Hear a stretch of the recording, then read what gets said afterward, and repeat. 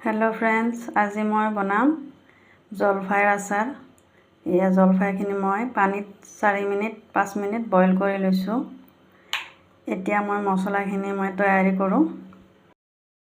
या मसला भितर मैं 5 मेथी 1 चामच लैसो और सफ्ट 1 चामच लैसो और धनिया 2 चामच और या जीरा 2 चामच। एतिया आमी अलप भुनी लम माने केराहीत। मैं मसलाखिनि मिक्सित गुड़ा कर लैसो और इते हालधि 2 चामच, जलकियार गुड़ी 2 चामच, 3-4 चामच निमख इते दी मैं और पिसि लैसो माने मिक्सित गुड़ी कर लैसो। इतना मैं ये ढाली दिम।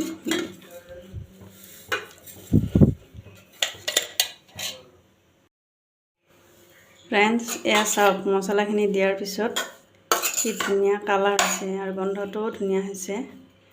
इते मैं इतना गरम माने तेल बहुत धोवाला गरम करिसिलो और ताते मैं 5 फोरन 1 चामच दिसिलो।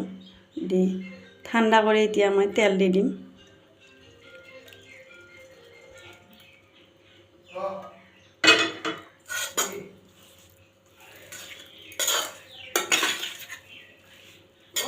এই আচাৰটো বনাই খাই চাওক, বহুত টেষ্টি হয় আৰু বহুত দিনলৈ ভালেই থাকে, বেয়া নহয়। আৰু আপোনালোকে বেছি কৰি তেল দি মানে বয়ামত ভৰাই থব পাৰিব।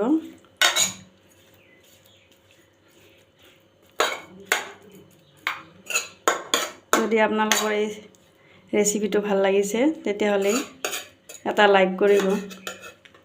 Thank you. Bye bye.